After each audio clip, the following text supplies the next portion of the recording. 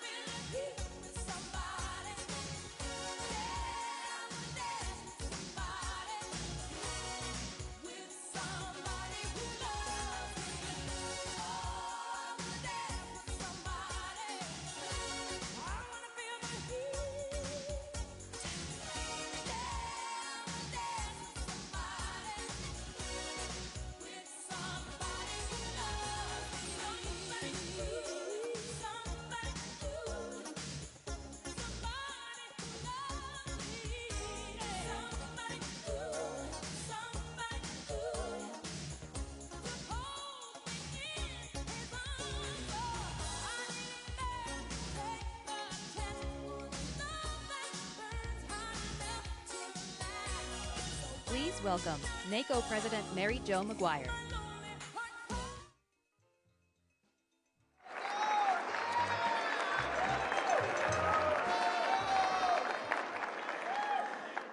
Thank you so much.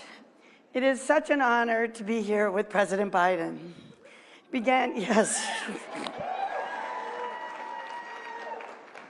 began his public service career in county government on the Newcastle County, Delaware Council. So he's one of us, and we know this, and we love him for that because he truly understands county government. Back home in Minnesota, we see every day why it matters to have a president who is local. The historic legislation he has signed delivers billions of dollars affecting millions of people around the country. But he still thinks about that local intersection in our hometown that's dangerous and needs repair. The clean water a family needs. The new factory that creates jobs in our communities. President Biden was with us every step of the way with the bipartisan infrastructure law. We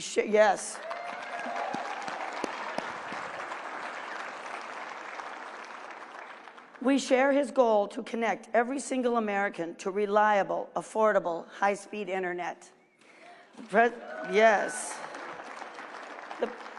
The president is also deeply committed to working with us to address the nation's mental and behavioral health crisis. Thank you so much, President Biden. He went to bat for us in securing historic direct investments in counties from the American Rescue Plan and earlier relief packages. My home county, Ramsey County, partnered with the city of St. Paul in Minnesota to leverage American Rescue Plan resources to invest in housing affordability. This has resulted in nearly 1,300 households successfully replaced from homelessness into stable housing environment. This work is truly transformative.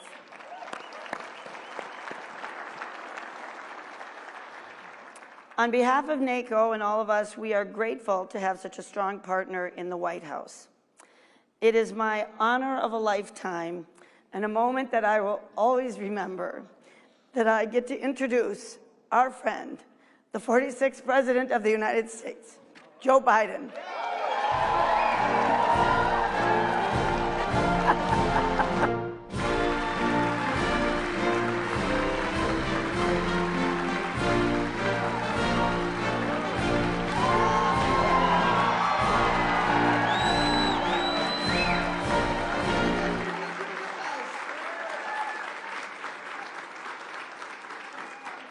Hello, hello, hello.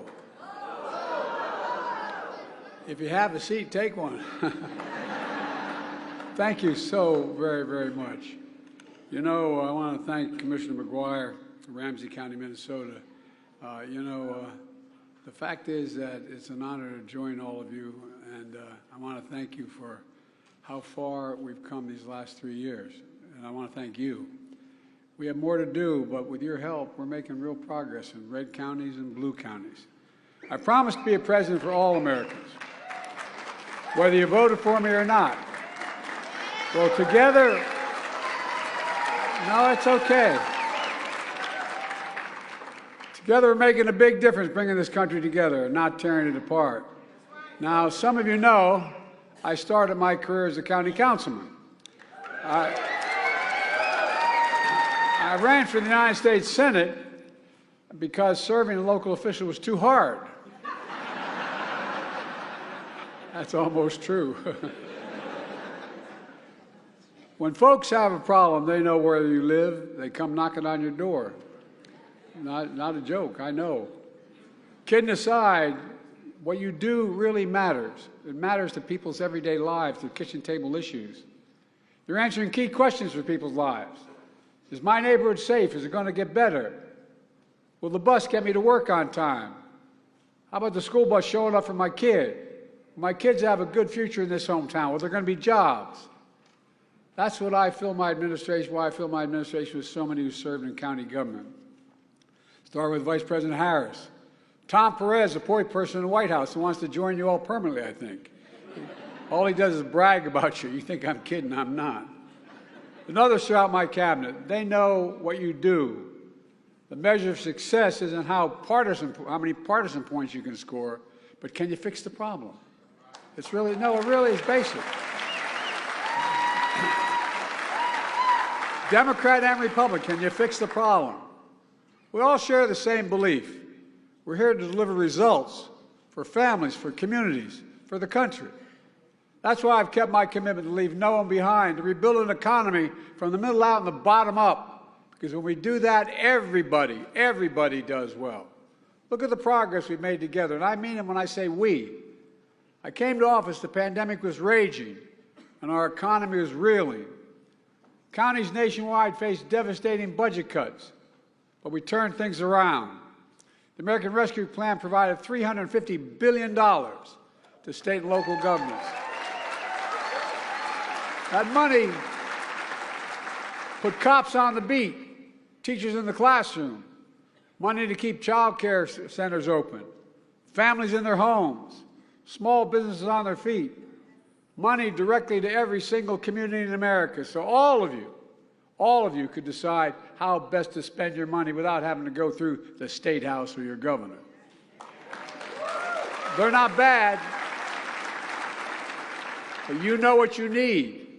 Then we passed the most significant investment in our nation's infrastructure in generations. Roads, bridges, railroads, ports, airports, public transit, clean water, high-speed internet, and so much more. The American Infrastructure Plan used to, we used to be the best in the world in infrastructure. Literally, we were ranked number one in the world. By the time I took office, America was ranked number 13, had the 13th best infrastructure in the world. How can you have the best economy in the world when you don't have the best infrastructure in the world? I don't know how that works. So today, we're on our way to leading the world again. Over 46,000 new projects announced. With jobs now, jobs for the next decade, in your counties, in your communities. You know, just like FDR passed the Rural Electrification Act to deliver electricity to nearly every home and farm in America, we're building affordable, high-speed internet for everyone in America. Because the internet is just as essential today as electricity was then.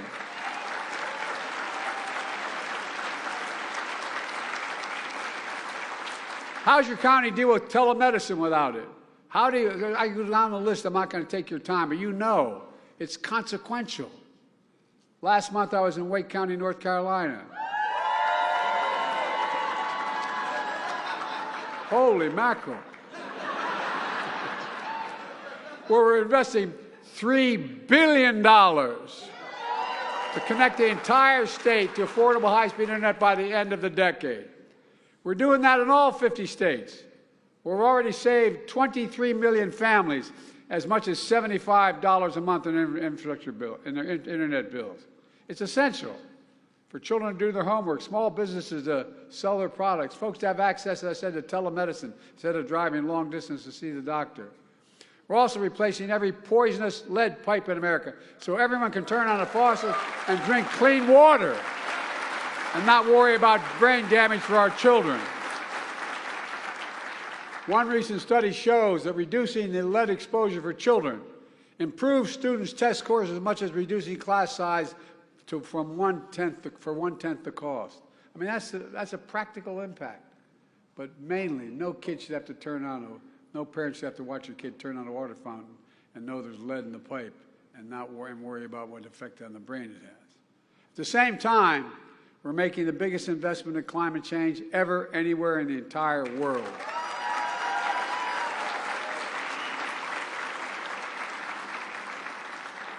I've been with many of you after devastating floods, tornadoes, wildfires, and hurricanes.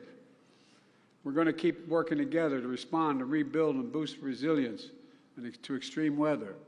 My administration is also helping install rooftop solar to build a national network of electric vehicle charging stations. We're revitalizing fence-lined communities smothered by the legacy of pollution, like where I lived in Claymont. We're promoting clean energy and industries of the future, made here in America, made in America. What I didn't realize, and I've been around, I know I don't look like it, but I've been around a while. I do remember that.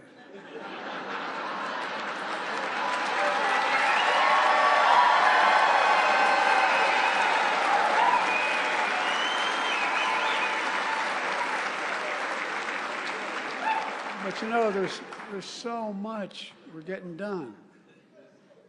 I signed the Chips and Science. Okay, I signed the Chips and Science Act, which attracted $640 billion in private companies' investments that are building factories, creating jobs in America again. And there's an example. America invented the semiconductor. I may have said it last time I spoke, that little tiny computer chip about the size of the tip of my little finger. Everything from smartphones, dishwashers, automobiles, nuclear weapons, everything. All these things. Over time, we went from producing nearly 40% of the world's chips to less than about 10%. Now semiconductor companies are moving back to America to produce. Back to your counties. So folks never have to leave their hometowns to get a good job. They can raise a family. And by the way, you know, they're building these, what they call fabs. They're factories. You know what how much those factories pay? They pay about $110 a year, $110,000 a year. And guess what? You don't need a college degree to have that job.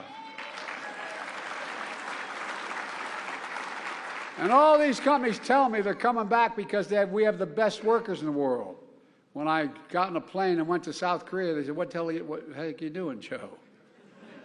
I said, I'm going to try to convince them to invest here. Why? Remember we had those supply chain issues? We couldn't get these chips? Well, guess what? Samsung came and met with the president of South Korea. And all of a sudden, I asked the leader of the company, I said, why would you invest in America? He said, you have the best workers in the world, number one. And he also said, it's the safest place in the world I can make my investment. Given half a chance, think about this in practical terms. Given half a chance, American workers have never, ever, ever, ever let this country down, ever, when they're given a chance. Never.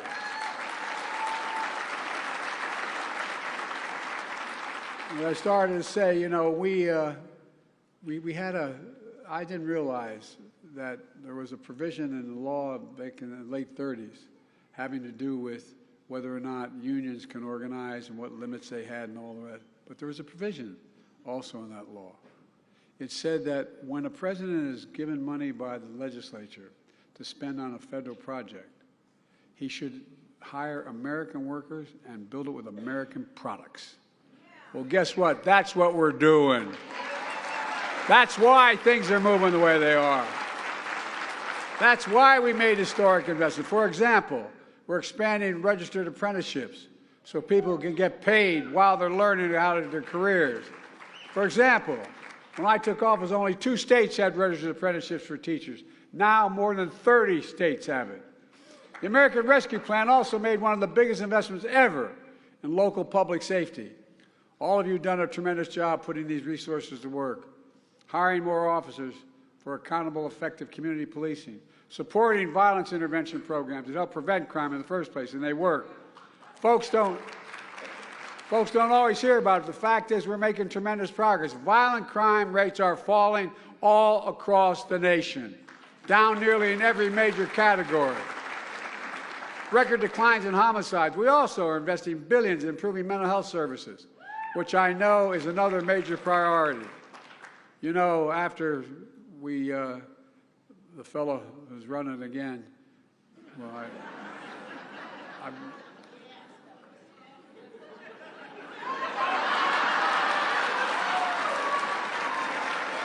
after he did not move on making sure that we dealt with vaccinating the American public, we ended up losing over 1 million people dead. 1 million people. 1 million. And the studies show that for every one of those who died, there were 8 to 10 significant others who left behind. Brothers, sisters, mothers, fathers, sitting down at a kitchen table with an empty chair. Folks, my top priority to me is to add, that's why I asked Dr. Vivek Murthy, Admiral Murthy, to be the Surgeon General, because to make mental health a national priority. We're expanding community clinics, mobile unit clinics, working to treat causes of addiction while cracking down on deadly fentanyl trafficking. Folks, we've spent months working on a bipartisan border bill that included the most humane, fair reforms in our immigration system ever. It also included the toughest set of reforms to secure the border ever. It was a win for the American people, a win for your counties. But some of my extreme Republican friends, and by the way, this is not your father's Republican Party. I don't mean to I'm not taking on all Republicans. I really mean it. The MAGA Republicans, a minority, but a powerful minority, they went out and they killed the deal. My predecessor said he didn't like it. It was a loss for him. We have to end the political games, folks. Who we work for.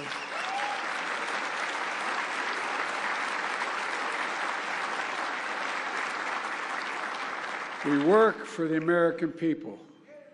And I'm going to continue making the case to them, the American people. Folks, in all my Investing in America agenda has ignited a manufacturing boom, clean energy boom, a jobs boom. We're investing in all America, urban, suburban, rural, tribal communities. And it's clear we have the strongest economy in the world, nearly 15 million new jobs since I came to office. The longest stretch of unemployment under 4% in 50 years. Growth is strong, wages are rising, inflation is down. In fact, the costs have fallen from a gallon of gas to a gallon of milk. We know prices are still too high because of what I call greedflation and shrinkflation. I'm calling on corporations to pass their savings on to consumers, for God's sake. We're making real progress. The recent Washington Post headline summed it up. Quote, this is the headline of the Post: falling inflation and rising growth give the U.S. the world's best recovery. The world's best recovery. It's because you implemented what we did. You made it work. And folks are starting to feel it. You got a way to go yet. Consumer sentiment surged 29% in the last 2 months, the biggest jump in 30 years. Americans have filed for a record 16 million new business applications since I came to office. And every one of those applications is a sign of hope. We're just getting started, folks. We've got to keep moving. We have to defend our democracy. To all the county elected workers in America, election workers, thank you. I never thought I'd have to say this to anybody, but thank you for your physical courage. Thank you for your courage and your service to your community. The idea that I ever thought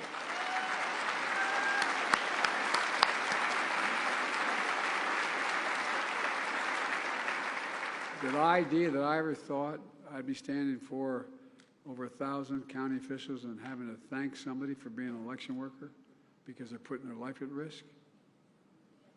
Something's wrong, folks. We've got to change this. We've got to change the attitude in this country. Let me close with this. These past few years, I've talked to folks all across America, in their communities, at their kitchen tables. They often tell me how back in 2020 they were down. They'd lost their business. They'd lost faith. And then the laws we passed and the work you did to make them work began to bring them back on their feet, creating new jobs, new businesses, a new cycle of hope. That's why when we see folks, when you see shovels in the ground, people going to work, I hope you feel the pride in what you've done. Pride in your hometowns and making a comeback. Pride in America. Pride in knowing we can get big things done when we work together. That's America. Working together. That's what you do.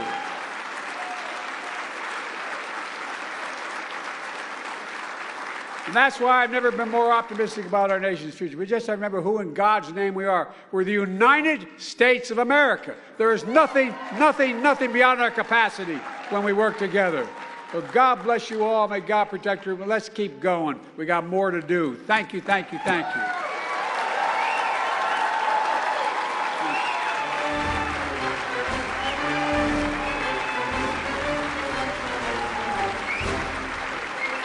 One more thing I forgot. I forgot to mention Newcastle County, Delaware. Where are all my 5? Come on, stand up. Where are? Over there. God love you. Like I said, they know where you live. All right, thank you. Appreciate it.